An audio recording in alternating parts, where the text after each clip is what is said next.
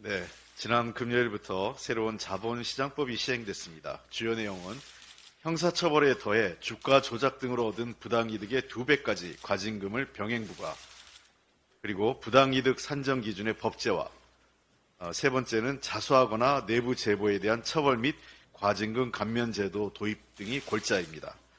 법안 시행을 계기로 선량한 투자자들에게 피해를 입히고 기업 발전을 저해하는 주가 조작 등 불법 행위에 대한 엄벌이 이루어지고 건강한 자본시장 구축의 계기가 되기를 바랍니다. 법을 모두가 지켜서 성공적으로 안착하기 위해서는 법 적용에 예외가 있어서는 안 됩니다. 그리고 이 법이 공정하게 적용되어야 한다는 신뢰가 있어야 합니다.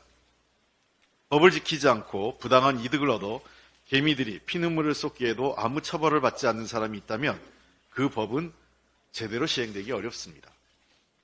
현재 김건희 여사가 도이치모터스 주가 조작으로 23억의 부당한 이득을 얻었다는 수사 조사 결과가 공개됐습니다. 또 관련 의혹도 규명되지 않고 있습니다. 만약에 이 법이 적용된다면 부당이득의 2배인 46억 원의 과징금을 내야 되는 게 되는 거죠. 검찰총장의 아내일 때는 제대로 수사받지 않았고 대통령 부인에 대해서는 이를 밝히기 위한 특검법을 대통령이 거부권을 쓰고 있다면 이게 국민의 지탄을 받지 않을 수 있겠습니까? 윤석열 대통령은 부인의 범죄 의혹을 덮는데 급급한 처지로 국민에게 법을 지키라고 할 정당성을 상실하고 있습니다. 대통령과 정부가 국민의 신뢰를 저버리는데 누가 법을 지킬지 의문입니다. 대통령이 국민의 삶과 대한민국의 국익을 위해 쓰라고 준 권한을 고작 자기 부인과 자신들의 측근을 숨겨주는 데 사용하는 나라에 주식시장에 법과 원칙이 바로 설리 없고 이렇게 후진적인 시장에 누가 투자를 하겠습니까? 윤석열 대통령의 김건희 특검 거부는 자신의 아내만 지키면 법질서와 경제는 어떻게 돼도 상관없다는 무책임한 태도입니다. 여기에 부안해동하면서 대통령 부부의 비위만 맞추겠다는 한동훈 비대위원장과 여당도 그 책임에서 자유롭지 않습니다.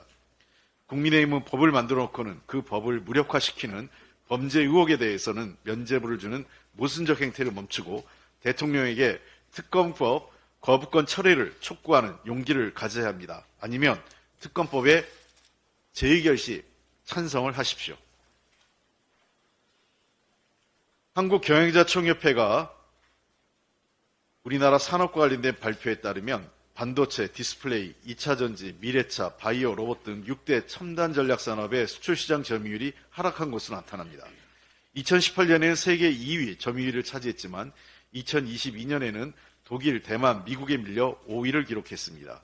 수출액도 같은 기간 1,884억 달러에서 1,860억 달러로 1.2% 감소했습니다. 분야별로는 디스플레이와 바이오는 소폭 상승했지만 반도체와 2차전지, 로봇은 큰 폭으로 하락했고 미래차도 하락했습니다. 특히 반도체의 점유율은 13%에서 9.4%로 감소하고 대만의 큰 격차로 역전당해 3위로 내려앉았습니다. 이러한 위기는 여러 자료에서 확인되는데 과학기술정책연구원이 한국과 대만의 반도체 산업을 비교한 실리콘 방어지수에 따르면 첨단화, 경쟁력, R&D 투자 비중, 산업 생태계 등 모든 분야에서 대만에 뒤지는 것으로 나타났고 향후에도 대만이 압도적 우위를 지속할 것으로 전망하고 있습니다.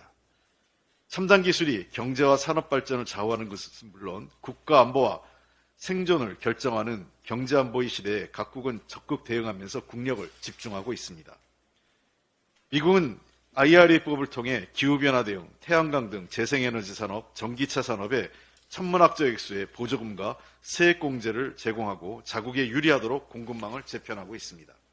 이후도 이에 대응한 매칭 보조금 제도로 첨단 산업 공장의 해외 이전을 막기 위한 노력을 기울이고 핵심 원자재 법안을 추진하고 있습니다. 프랑스 역시 비유럽산 전기차를 보조금 대상에서 제외하는 프랑스판 IRA를 도입했습니다. 일본도 공급망 강화와 첨단 기술 보호를 위한 경제안전보장법을 제정했습니다. 그러나 우리나라는 미국의 IRA법을 파악조차 못하고 허둥댄 이후 프랑스판 IRA법도 늑장 대응하면서 우리 기업의 어려움만 심화시키고 있습니다. 정부가 지난해 국가 첨단 전략산업 육성에 총력을 기울이겠다며 계획을 발표했지만 내용 자체가 부실한 것은 물론 대통령이 앞장서서 R&D 예산을 삭감하고 재생에너지 기반을 붕괴시키면서 세계 흐름에서 멀어지는 실책을 저지르고 있습니다. 그 어느 때보다 과감하고 적극적인 대응과 실효성 있는 전략이 절실합니다. 간헐적이고 분절적이며 관성적인 대책이 아닌 보다 종합적이고 파격적인 노력과 선제적 대응이 필요합니다. 첨단 산업에 대한 보조금 지원과 연구개발 및 투자에 대한 세액공제 등 기술혁신과 탄소중립 실현을 위해 모든 역량을 집중해야 됩니다. 이미 국회에 제출된 법안과 함께 여야가 함께 머리를 맞대고 첨단 산업의 경쟁력 확보를 위해 적극 나서야 할 때입니다. 이상입니다.